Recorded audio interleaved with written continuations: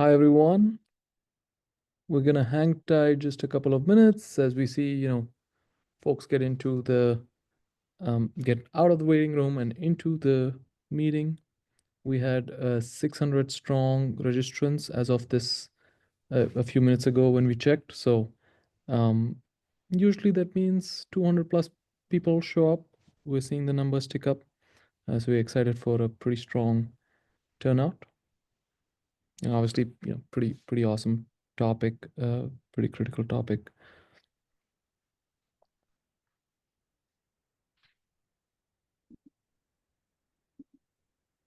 Okay, Diego, I think we can start. The start is intro and stuff, and people can. We do have something pretty cool at the start too. So, yeah, Yeah. some people might not know about it till the end, but that's okay. All right, let's jump in. My name is Nikhil. I'm here with Diego. Amanda, thank you so much for hosting us and having us do this presentation.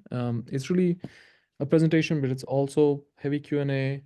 We heavily encourage everyone to use the chat thing to ask us questions.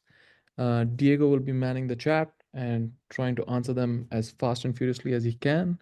He'll direct some questions towards me that I'll try to answer here. Diego has a tremendous amount of knowledge on this topic as well. So, we'll co-answer some of these questions. Um, it's not unusual for us to get a 1:1 ratio on questions, right? Like 1:1 ratio of attendees and questions. So if we come out of here with like 100 plus questions, I would not be terribly surprised. So yeah, just feel free to ask any questions that come onto your mind. Some areas of this discussion are catered to folks who are US citizens or permanent residents or international students with a cosigner that is a citizen or permanent resident. So if we get to sections where you think that's true and you want information and you don't fall into these categories, just reach out to us. We are happy to, help you understand how certain things look different for international students without a US cosigner. All right, cool. Quick disclaimer: we are not giving we are not acting as your investment advisor, financial analyst, blah blah blah. We are not CPAs. We are MBAs, which is cool.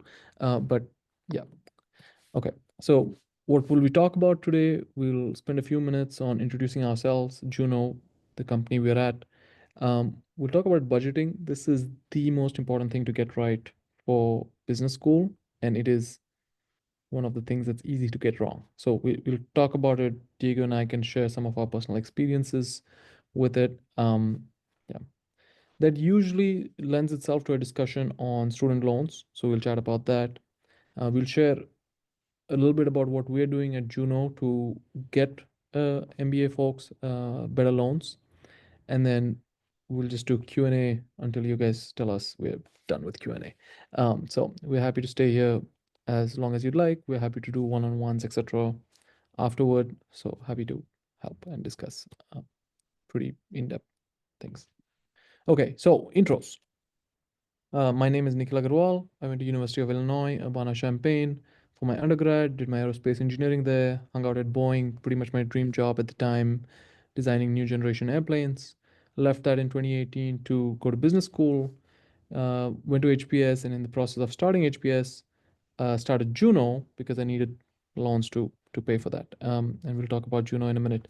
Diego, you want to run through your intro? Yeah, sure. Good evening, everyone. I'm Diego. I am originally from Mexico, as you can see. Went to school over there, majoring in economics. Spent a few years doing investment banking before heading to my MBA, which I did in Chicago Booth, as you can see here. Graduated class of 2022. I actually interned at Juno, and I've been here ever since. And we are very, very lucky to have you. Thank you. Let's see. Okay, so Juno, I've said Juno a few times. What is Juno? So Juno really started back in 2018 when I got into business school, and we were like, okay, let's just try this, right? Let's try group negotiation for student loans. Weird concept, right? And we were kind of surprised it worked. We surprised ourselves it worked, but the savings were phenomenal. People at the time, the best option tend to be the federal student loans, and we were saving $14,000 on average per year for students going into business school. So this turned out to be pretty awesome that year. And for the last 7 years, we've expanded that. It's not unusual for 25, 30% of an incoming class to be utilizing Juno for the student loans. We recently crossed over $1 billion of student loans going through our platform.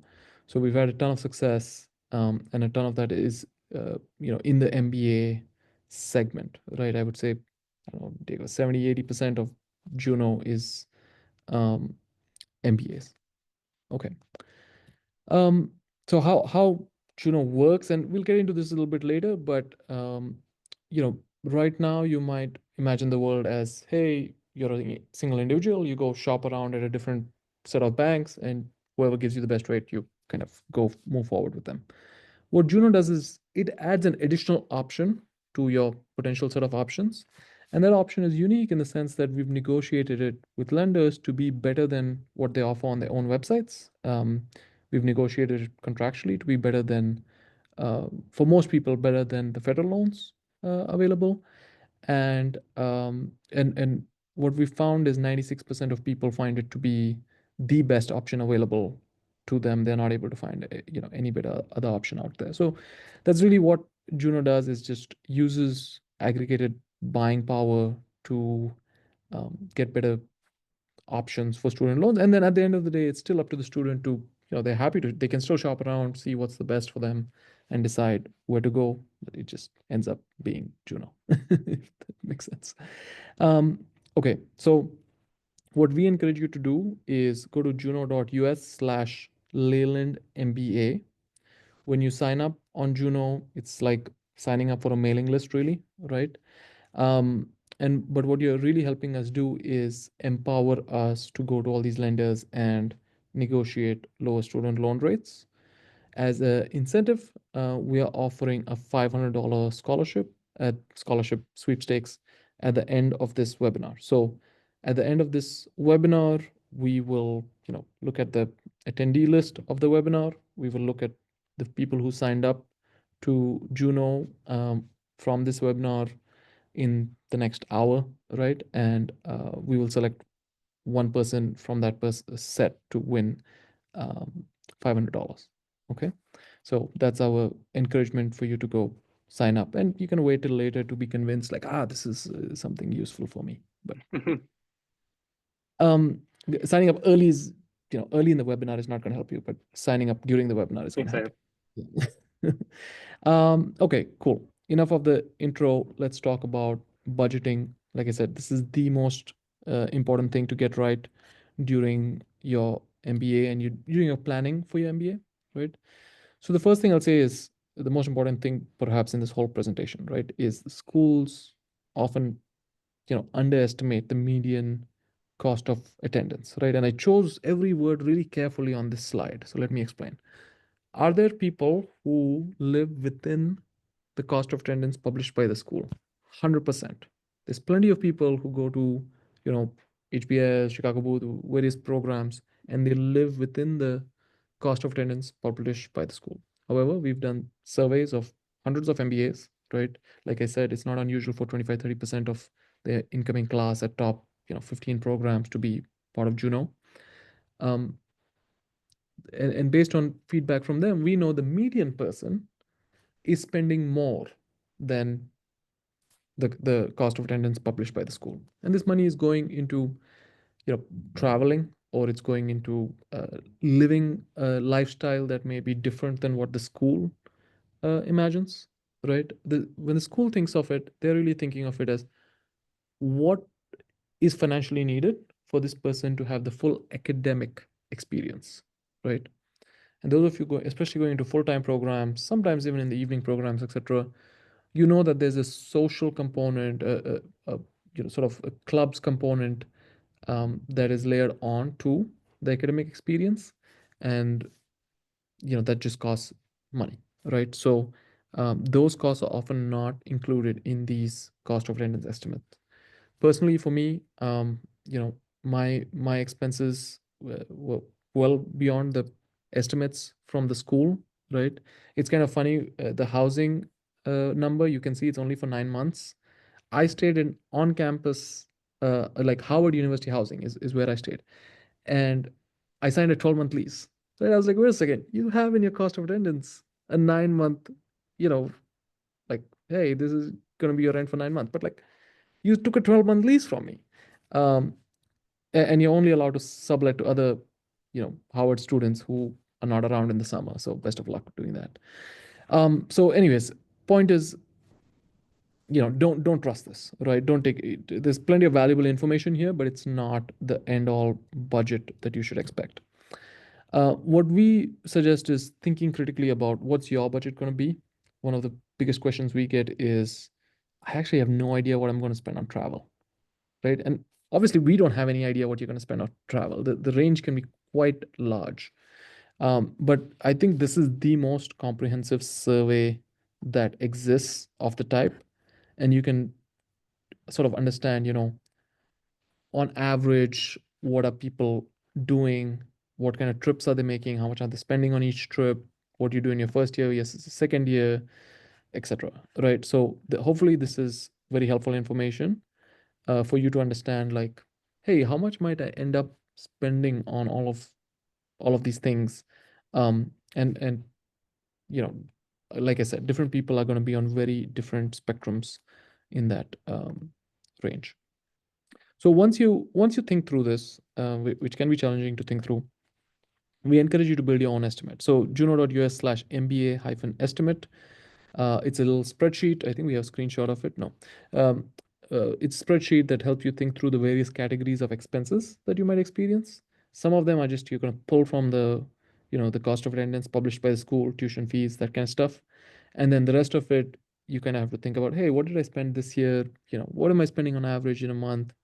And try to fill in those blanks.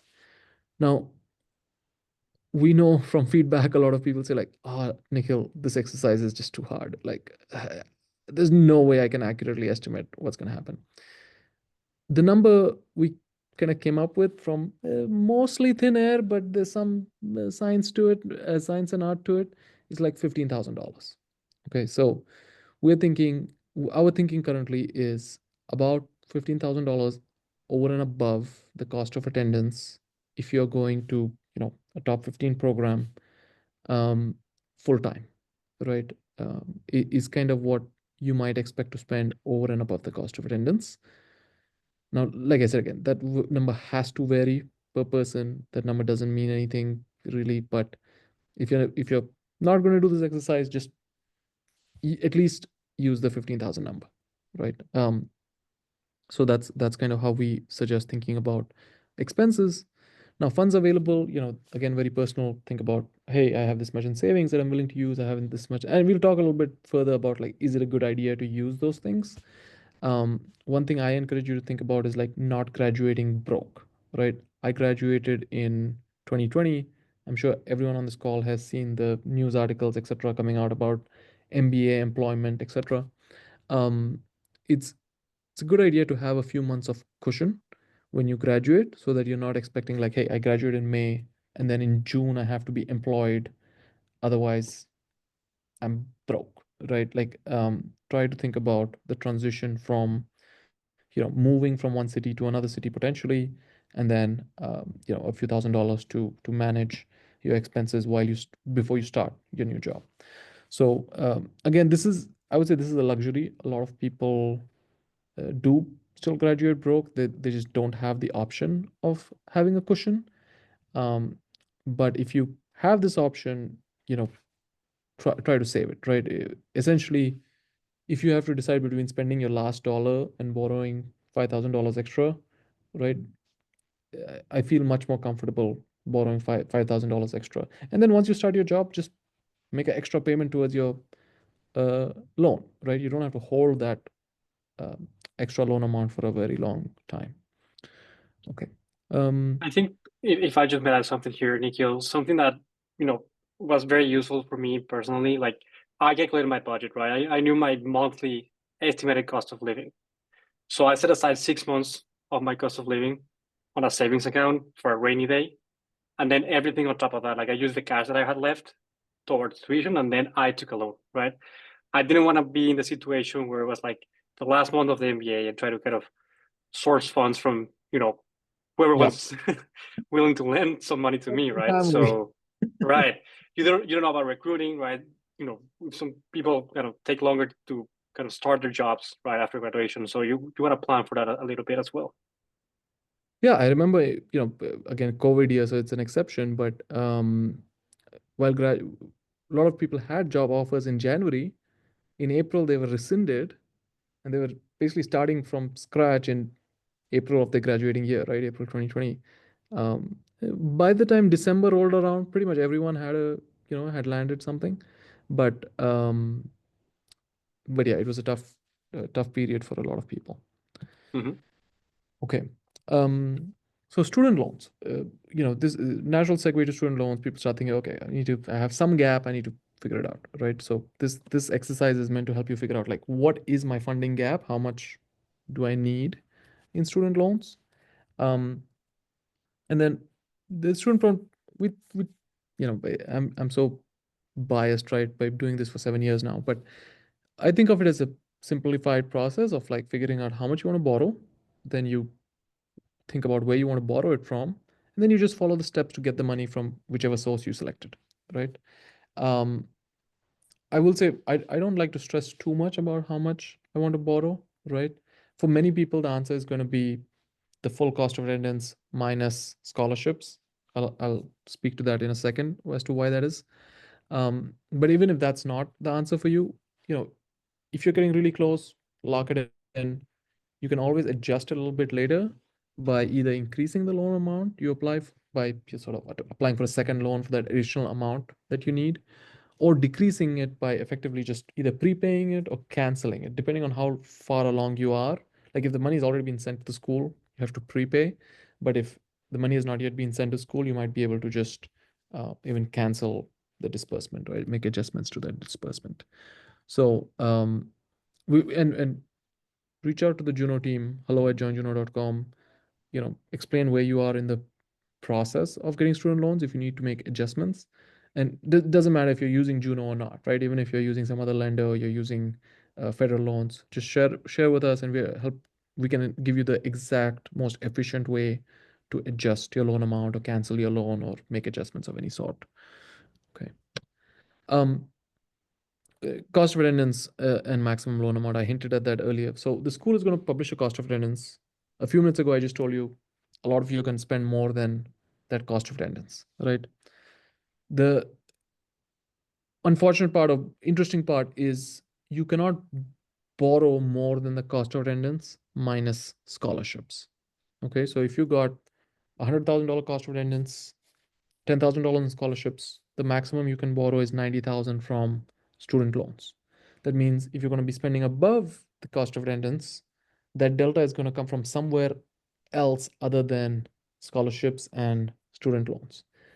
And some people think, oh, I can game the system by taking two different private loans or one federal one. No, you can't, because all of the sources of student loans feed into your financial aid office, and the financial aid office is the one that will reject any loans above the cost of attendance combined. If you have multiple loans, or if you apply for too high a loan amount, they will knock down.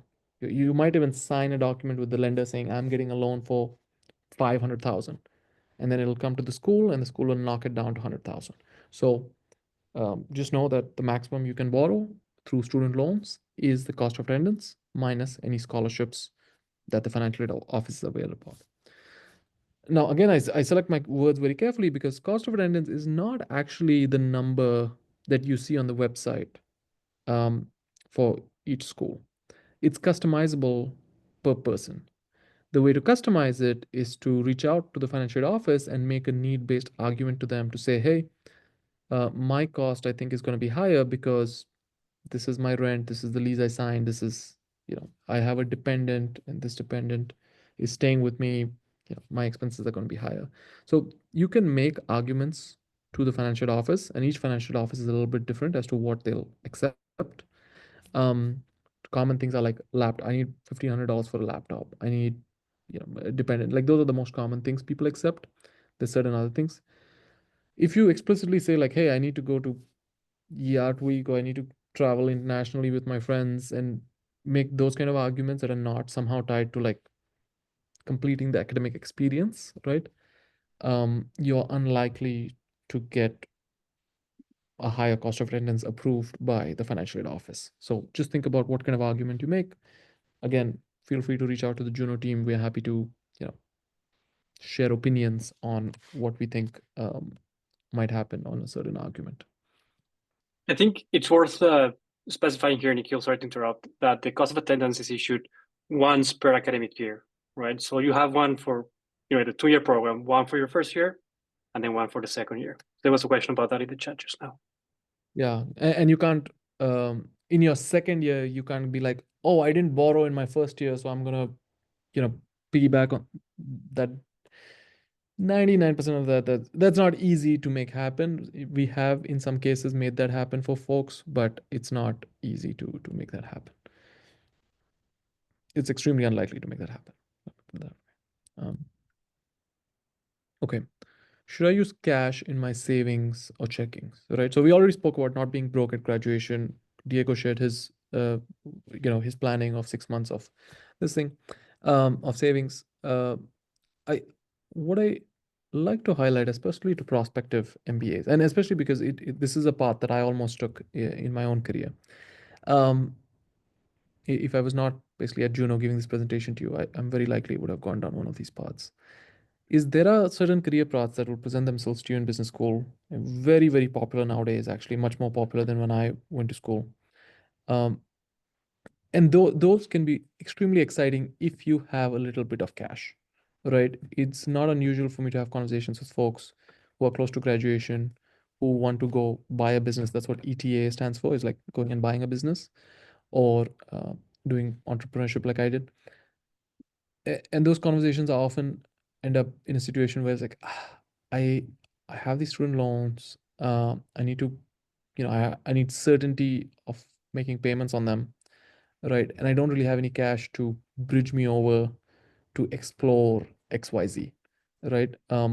Especially on the entrepreneurship track, which is a small amount of cash, can be there are case studies that you may learn about where a small someone coming in, same sort of similar deals, right? Similar businesses being bought, but someone coming in with a little bit of cash gets monumental better terms on the deal, and on the exit, that can be millions of dollars of difference. So um, I just like to say, like, if you're if you're coming in with a very set career path, yeah, I'm going into investment banking, that's what I'm doing, or I'm going into consulting or something like that. Yeah, you don't have to worry about all this. But if you are exploring, right, one of the things you may explore is things that a little bit of cash, $30,000, $50,000, can make the difference between being able to pursue that at this stage in life, or having to wait, 3, 4, 5 years before you can pursue it.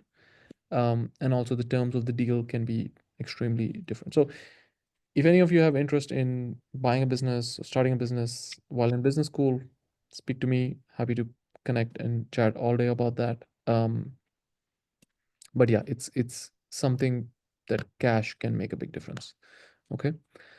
In terms of stocks, right? That's a more interesting one, especially in today's day and age where we see a lot of people come to business school with portfolios that have appreciated a lot.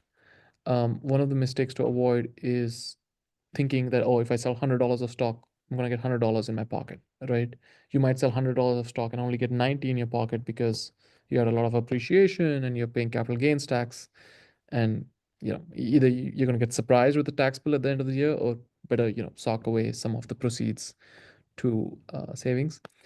It's it depends on the interest rate you get, on whether it makes sense to sell that. And it depends on two things. It depends on the time horizon over which you um, think you might need the money in your stock portfolio, as well as the interest rate you're getting on your student loan, right? We'll talk about the student loan interest rate you're getting, but yeah, sevens and eights is not very unusual for students to get. Um, and the stock returns are also kind of in that same range, right? 7 to 10% is not the number that's thrown around by a lot of people. So it's comparable, right? But the key assumption that you want to take care of there is duration, right? The stock The interest rate on the student loan is exactly the interest rate on the student loan. There's no wishy-washy about that, right? But the stock is volatile, right? And over a long period, there's greater certainty that you get a certain return, but yeah, there's no certainty in the short term. It could go massively negative, etc. Right? So depending on your timeline of when you think you might need those funds, if this is like retirement savings, y- just compare the interest rates. If it's something else, if it's money I'm using for a down payment on a house, and I'm going to buy that house 1 year after graduation, that's a very different analysis. So think about the time horizon as well as the interest rate, and that's going to guide you to the right decision. And if you want to talk one on one again, me or Diego or various people on the team who took Fin in MBA courses are happy to chat about how to think about that. Not investment advice, not tax advice. Okay. Um, and lastly, factor the decision of buying a house, right? We kind of hinted at that earlier. And this is a discussion I added more recently. This is not actually a question we get that often from incoming students. This is a question, this is really a prompt from me to incoming students to think long term. Um, because I have a lot of conversations with graduating students as well. And they start sort of regretting having spent a lot of their cash savings or stocks, etc., on business school because now they're trying to buy a house and they're struggling to not struggling, but like it's taking time for them to save the down payment, right? Oftentimes they have to decide between prioritizing paying down the student loan aggressively or saving for the house, things like that. So the thing to think about is like, okay, if you're planning to buy like a, and if you're not planning to buy a home, within a couple of years after graduation, this doesn't matter, right? A lot of people are going to high cost of living cities or things or temporary locations where they don't expect to spend the rest of their lives. Then it doesn't matter. But if you are in the mindset, hey, I'm probably going to come back to a place where I want to live for 5, 6, 10 years, and buying a house might be part of that decision, um, then yes, then you might want to err towards cash, and using loans or other sources just because you want that down payment available quickly, and even delaying a house by 1 year in a market that appreciates 4% annually, national historic average, is very expensive very fast, right? So yeah, just a factor to consider. Okay. And when I say these things, sometimes I'm like, some people are like, Nikhil, are you tone deaf? Like, we're here broke students coming into, not everyone's broke, but you know what I mean? Like, we are coming into an expensive period of our life, and you're talking to me about saving money for a down payment on a house, right? Like, it, take it all in perspective, right? If you're someone coming in with a high amount of savings and stocks, these kind of things are things you can do to optimize your long-term net worth. If you're coming in, not in that situation, there's plenty of students similar to you coming in, and we'll talk about loan amounts really shortly, and you'll see that very clearly. Um, but yeah, that's just something to think about. Okay. Oh, there's my slide on loan amounts. So one of the questions we get very frequently is like, how much are people borrowing, right, for MBA school? And this is the graph. This is Juno's population as a distribution and how much they're borrowing. Um, and what you can see is on the right end here, everyone in this like 90 to 110K segment, I suspect that they're borrowing basically the full cost of attendance, right? And why do I say that is some people who are borrowing 90 are really borrowing 110. It's just that they're borrowing 90 from Juno and they're borrowing another 20 from a different source. I'll talk about that other source in a second. So, and this is per year, right? So the like 15, 20, some 20, 25%, 30% of people are graduating with like 200K roughly of debt. The median sits somewhere between 60 and 70K. I think 64K or something like that is the median. And that's, 120, 100, 130K of debt at graduation. Um, so that's kind of the distribution we see over here, right? So yeah, the other thing that I don't have data, I wish I had data on this, but I don't have data. I just have anecdotes. Uh, is the the repayment timeline, right? It's not unusual for MBA students to pay off these loans in roughly six, 6-ish, call it, years post graduation. That's what we hear from, lenders and other sources, really lenders, that hey, this is kind of the repayment timeline for these students. Okay, so everything we've spoken about so far is really trying to help you narrow in on like how much do I need to borrow, right? Let's spend some. I guess, Diego, do you think there's any questions worth tackling on these topics here before we get into like where to borrow from? No, actually, there's a couple of questions that I've answered in the chat. So I think you can keep going, and then I'll stop if I see one that is worth noting. I think this slide is usually when the bulk of the questions come in. So I'm just preparing you for that, I guess. Of course, yeah. Um, okay, so there's sort of two big branches to consider: federal loans and private loans. When I talk about private loans, a lot of times I'm mixing talking about Juno and private loans. So I'll just caveat that for a second. But when we think about federal loans, there's two primary loan options. There's what's called the federal unsubsidized loan. You can borrow up to $20,500 through this loan. You can't borrow more than that. If you Google the federal unsubsidized loan, you might see different types of limits, right? Those are applicable to undergrads. You might also see something called a federal subsidized loan that is also only available to undergrads.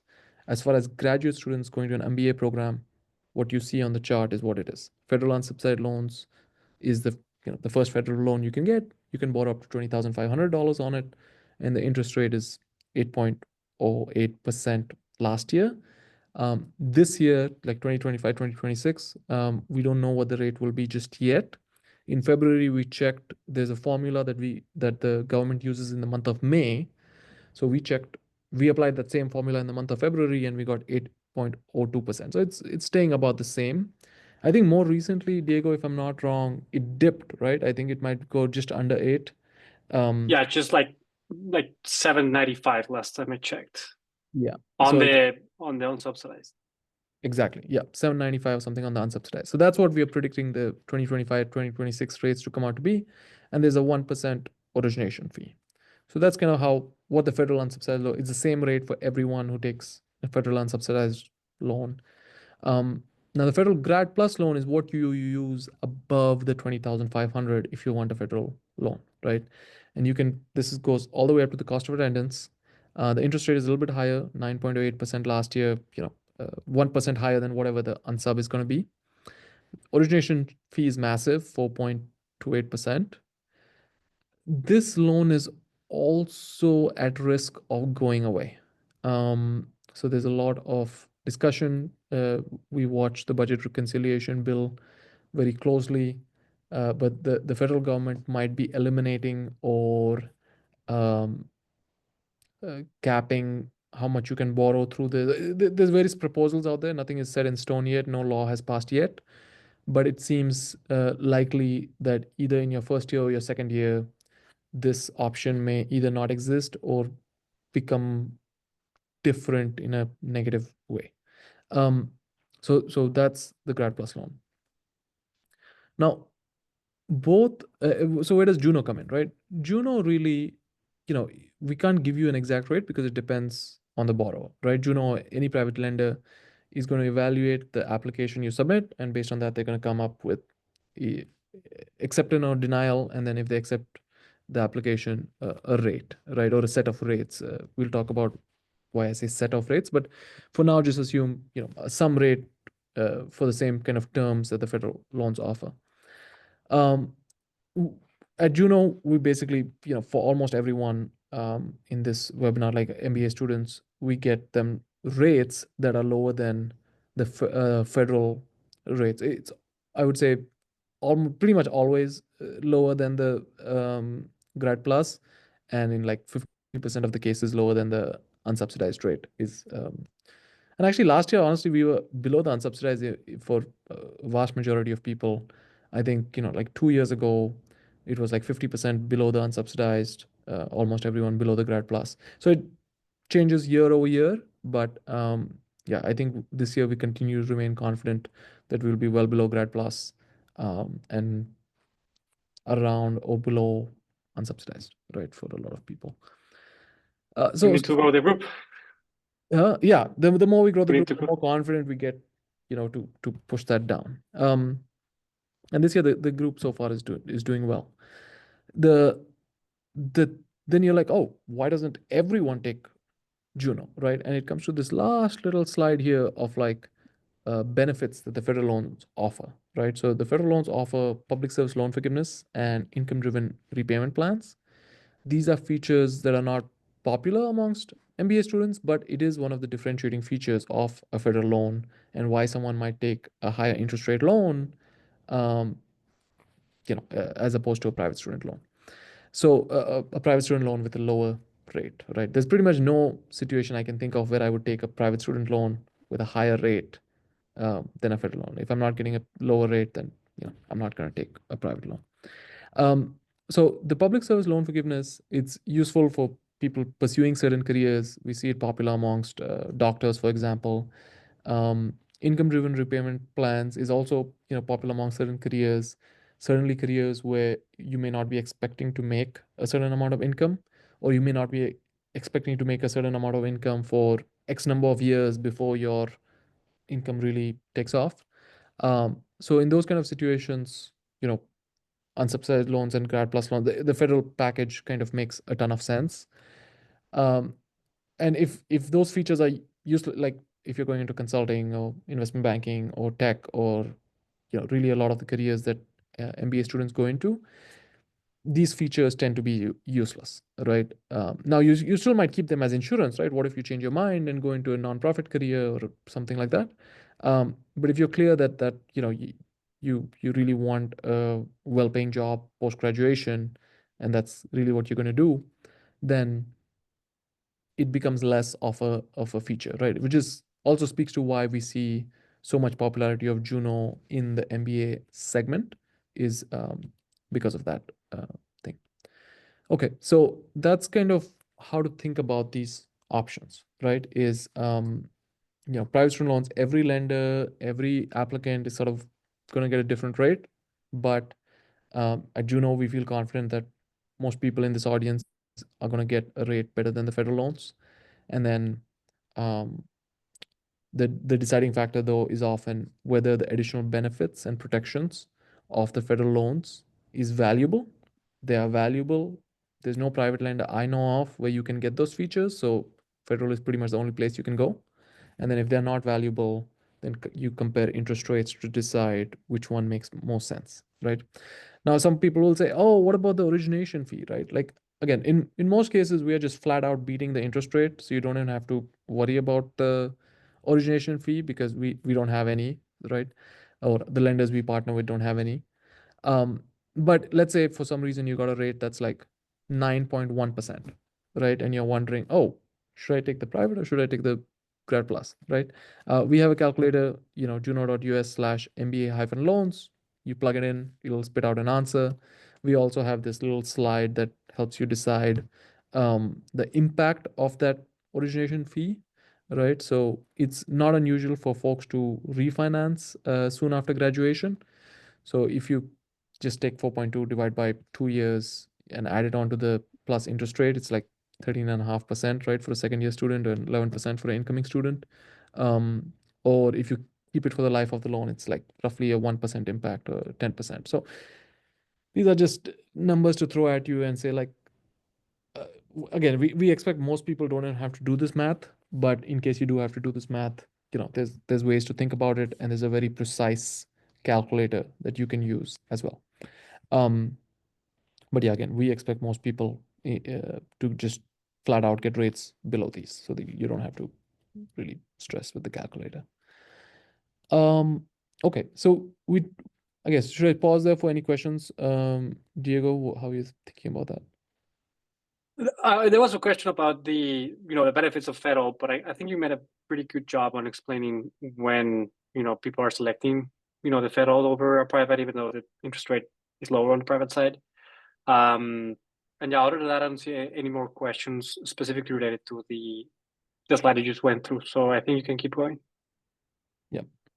Okay. So let's talk about, what a standard loan looks like. And I made a bunch of assumptions here, right? In reality, on the federal loans side, it looks pretty much exactly like this. If you're taking a private loan, there's a bunch of options for you to customize your loan, but the most popular options people select is reflected in this chart. Okay. So, let's say you start in fall 2025, that's when the first loan gets dispersed. In the spring semester, another disbursement will happen. In the fall 2026, another disbursement will happen. Spring 2027, another disbursement will happen, and then you'll graduate. I just realized this is the law slide, Diego. So if you're in law, you'll be around for 3 years. If you're in MBA, you'll probably graduate May 2027, and then you'll have a grace period of somewhere between 6 to 9 months. Why do I say 6 to 9? Is because like the federal loans have a 6 month grace period. The lender that Juno selected last year had a 9 month grace period.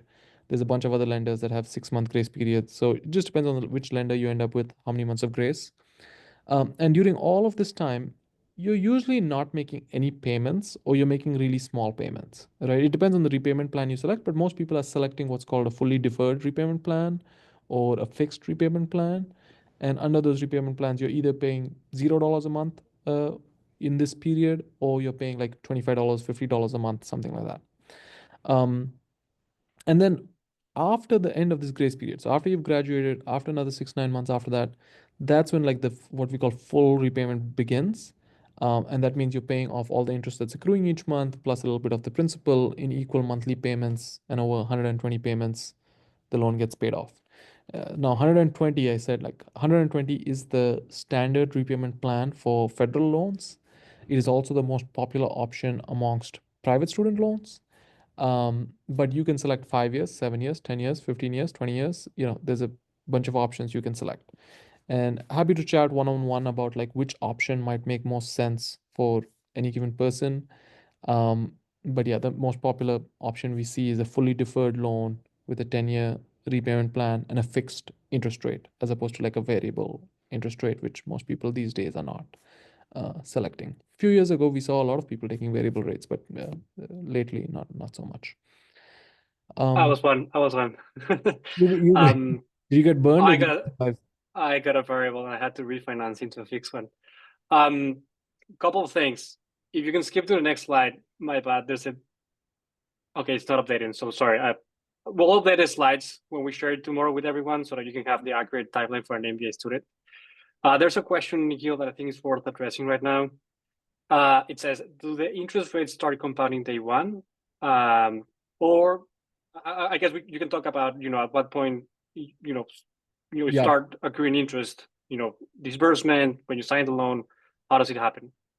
awesome. Great question. Yeah. So yeah, you're definitely not penalized for applying for a loan early, right? So let's say you apply in May, or you apply in July, or you apply in 5 days before the disbursement date, right? It doesn't matter when you apply. What the way the loans work is you submit your application, you get approved by the lender, you sign the loan, right?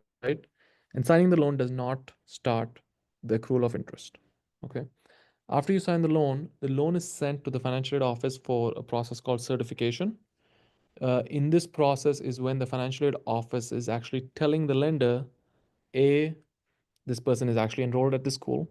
B, um, they are borrowing less than the cost of attendance minus scholarships, right? And C, this is the disbursement schedule, right? So the school is telling the lender, on these dates, send me this much money, right? And I say schedule because it's not the whole loan gets dispersed on one date. It's usually students are applying for a full year, right? So fall 2025 and fall 2025 and spring 2026 together, right? So you apply for a single loan for that full academic year, and the school will split it up into two disbursements, one for the fall, one for the spring. Of course, if you're in a quarter system, then per quarter, right? But you get the idea. um, and then on the disbursement day, the amount that's dispersed starts accruing interest, right? So before the disbursement happens, no interest is accruing. And if you have a fall disbursement and a spring disbursement. The fall disbursement happens, you start accruing interest on the portion that's dispersed for the fall. And then when the spring disbursement happens, then you're accruing interest for the, the full amount.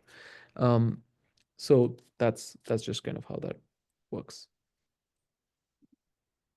There's a good question from someone saying, probably you touched base on this, but just probably worth double clicking on it. Are there any prepayment penalties? Like at any point in time, you can pay back the principal, whether you're in school or you're out of school. How does that work? Yeah, great question. So, you know, uh, the federal loans have origination fee, right? So once it's dispersed, that origination fee is incurred. Um, and so that's obviously not a prepayment penalty, but that's like a fee, right? That's other than interest. Um, and I add that the federal loans do have a system to reverse that origination fee impact within, like, I think it's called 120 days, right, of disbursement.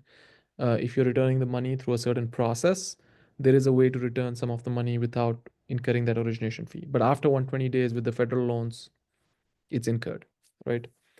With the private loans, and I can obviously speak to the lenders that we due diligence, right? And I can generally speak for the industry. Most of the lenders have almost all, aligned on no prepayment penalties, no application fees, no origination fees. Once in a while, we'll see a lender, some niche lender that's charging fees, right? An example of this is like lenders that are serving international students sometimes charge, sometimes like 6-7% fees, more often like 1.5, 2% fees, right? So just depends on the lender, but in the vast majority of cases for US students, certainly 100% of the cases for US students at Juno, right? There is no origination fee, there's no prepayment penalty, there's no application fee. It's just interest, right? That's what the lender is charging you is interest. Um, and obviously read the fine print on any loan you use. But uh, yeah, as far as Juno is concerned, we due diligence our lenders to make sure that it's industry leading slash pretty much industry standard, I would say at this point. Now, obviously, if you take a loan, the loan gets dispersed, you have it outstanding for 10 days, right? And then on the 10th day, you decide to prepay.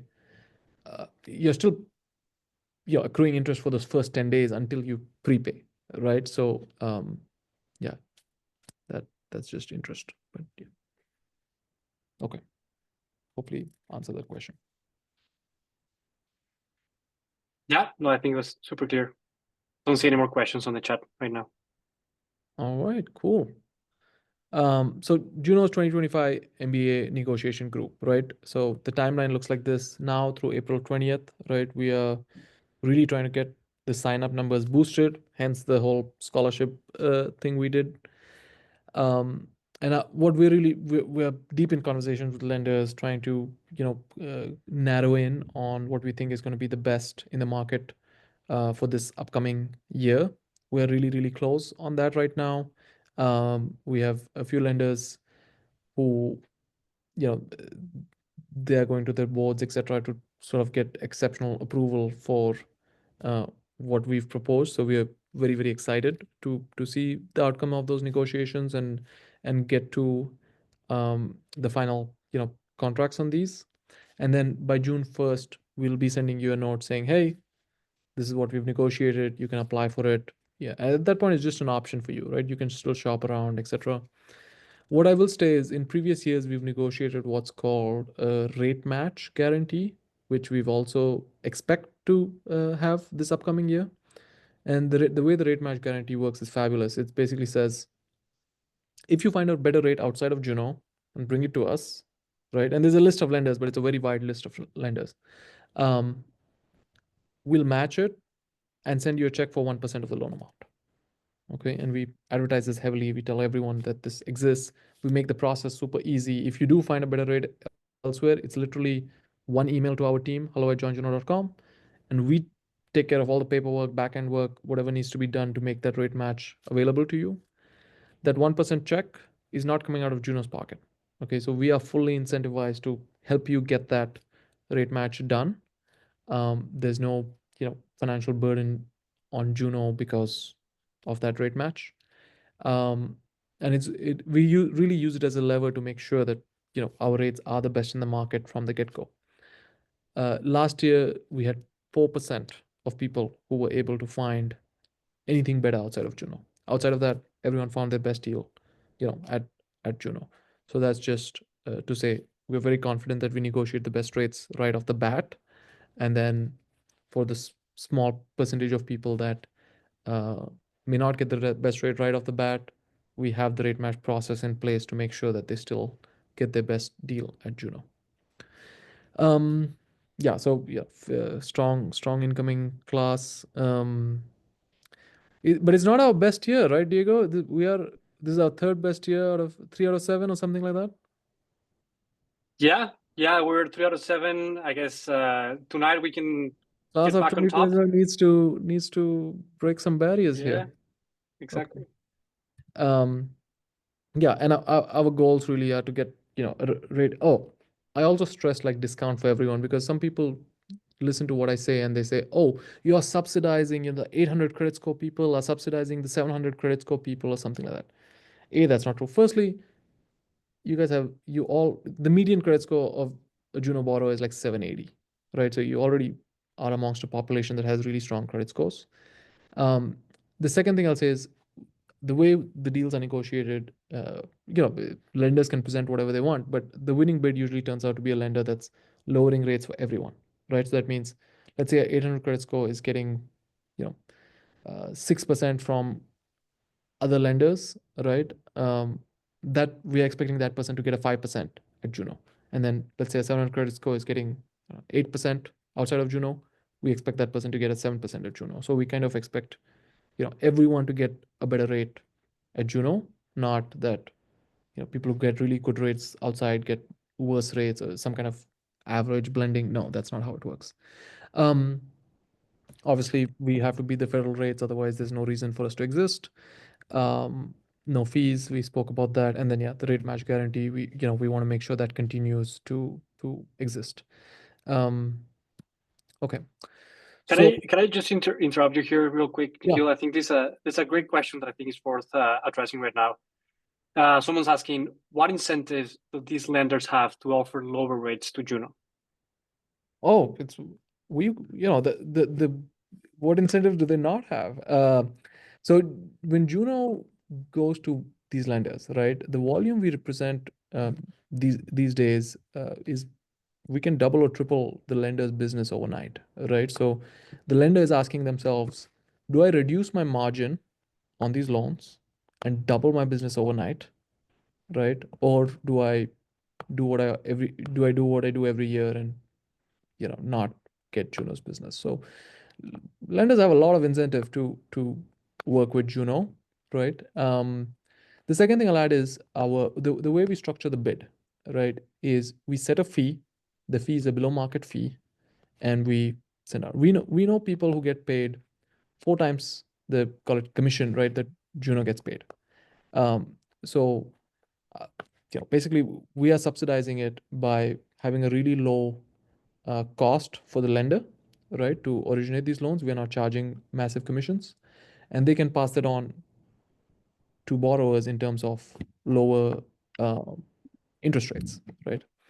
And you have to ask about it, wait a second, but then how does Juno get its customers, right? And it really comes down to you. 70% of Juno's members come through referrals, right? So folks like Leland help us establish a seed of borrowers every year, right? So maybe 5% of our member base will come from webinars like this, etc.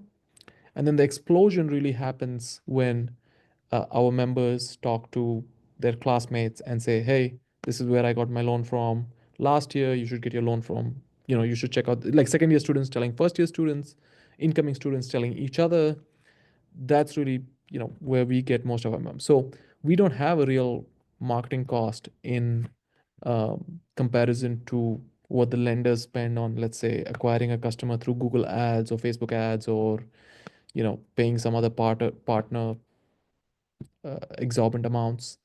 Um, yeah, Juno's marketing budget is a fraction of it, so we can charge a fraction of what other people charge lenders to send them applications, and that can be passed on to users in terms of savings. Plus, uh, lenders don't have to have their normal margins because the volume we bring to a potential lender can double or triple their business overnight. So they're very hungry for that. Okay, great question. Yeah, great questions. No, I think you can continue. There's one question I'm answering as you know, I'm typing the answer right now. So I think I got that one covered. Got it. So, I mean, I already kind of made this pitch, right? Which is like, hey, go join the group. We'd really appreciate it if you help us grow the numbers. It helps us tremendously as we are negotiating with lenders to demonstrate that we are climbing the curve. That we, what we usually do nowadays is we show our historical curves of member growth, and we show how we are tracking against that. And we always want to show we are tracking a little bit above, last year's curve. So, like Diego said, we are not the best here. We're doing pretty good, but it would be great to be the best here of all the lines. We should show those charts, Diego, the yeah, the curves. Um, Yeah, and then yeah, tell your friends. Like I said, this the number one way, and we do have referral rewards, etc. We give to our members to encourage you to share. What we see is a half-half split between what we call like unrewarded sharing, right? Which is just like talking to a friend on a phone call or whatever, sharing, versus like rewarded sharing where you're giving your friend a link and saying, hey, use this link to sign up so that I get credit and then you earn some rewards, etc. What we do also do is if you help us spread the word of mouth, right, without using your referral link, just send hello@joinjuno.com a quick email, say, hey, I asked Diego, I informed Diego about Juno, right? And then what we'll do is we'll look up Diego's profile, and we'll say, oh, okay, it doesn't look like they used any link, right? As long as they have not used any, person's link and they're just an organic sign up, we'll manually attribute that person to the person who said, hey, I referred so and so to Juno. So we're quite generous with our attribution system, and there's plenty of cool rewards to unlock. No one has yet unlocked the 1 year of tuition. I would really love to see someone do that. We have one guy I think who will eventually, Diego. We have yeah, one I know him strong believer in Juno who from Booth actually. from Booth who promotes Juno every year. He's graduated now, but he still promotes Juno every year, and he racks up the signups and is heading towards that 1 year of tuition bonus. I think he's got every other bonus, right? Or Yeah, for sure. We send him a prize every other month, basically. yeah. So if you sign up for Juno, you'll see what I'm talking about in terms of like the referral rewards and stuff. But we really appreciate your help in growing the group with people. And look, there's not a ton of value in people who don't have intent, right? Like if oh, I'm 100% paying for my MBA with cash, there's not a ton of value in signing up. But yeah, if there's a chance you're going to use student loans, it's a free option. If you hit unsubscribe, we stop emailing you. It's not a big deal. Okay, cool. Questions, questions, Do you want questions. to do the Oh, raffle right scholarship. now? Yeah, yeah. Okay. All right. So we have. Let me just take a look at the numbers here. 39 people who registered, and the lucky winner is gonna be Joshua Han. Is Joshua in the audience? I hope Yeah, so. Yeah, Joshua. I'm here. That's awesome. Congrats. Thanks. Wow. Do you want to share where you're going to school or anything about you? Right now, I'm currently between Berkeley Haas and potentially Columbia and one other school. Just waiting to hear back from all my round two schools. Well, best of luck, and everyone else in Thanks. the call for sure. But lucky winner. Hopefully, you get that 500 check and use it towards tuition. Sweet. Yeah, totally. Yeah, just All right. if you could send us a note at hello@joinjuno.com and just say like, hey, I won the scholarship, and we'll reply with the payment instructions.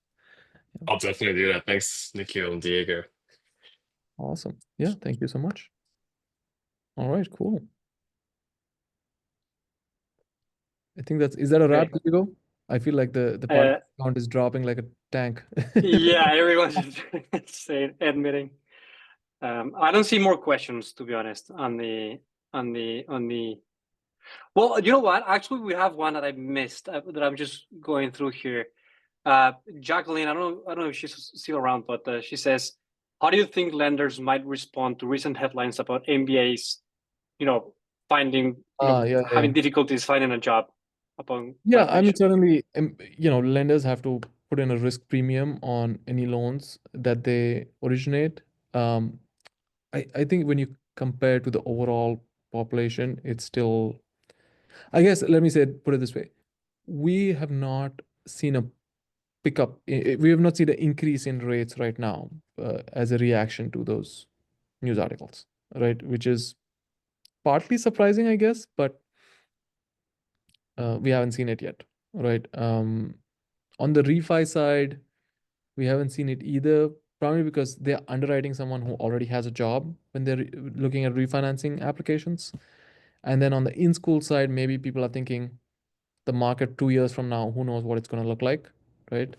So these are not facts, right? I'm just guessing over here. But I think a fact that we can say is we have not heard anecdotes from lenders saying, hey, we are rethinking our pricing because MBA employment isn't what it used to be, right? Or something like that. We have not heard that rhetoric from lenders yet.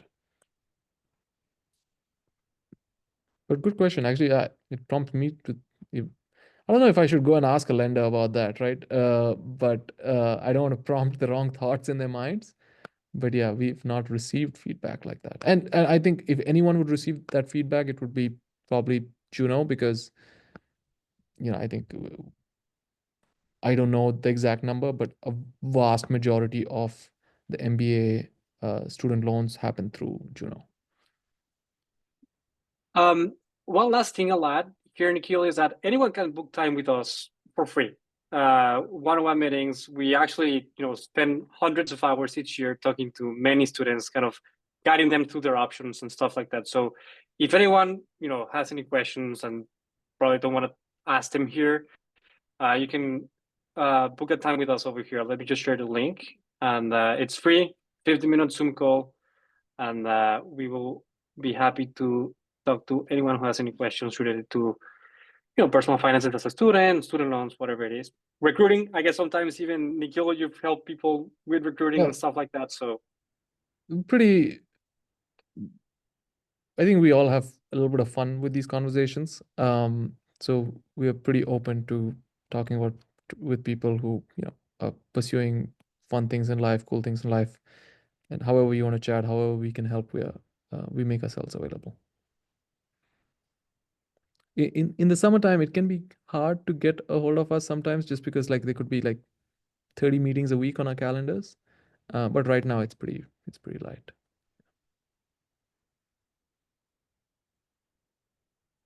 yeah, I guess that's pretty much it. Right on time, I guess. I don't know if Amanda is still in the. Yeah, I see Amanda over here. Thank you, Amanda. Thank you, everyone. Thank you Thank you, both for everyone. hosting. Really appreciate it. Thank you.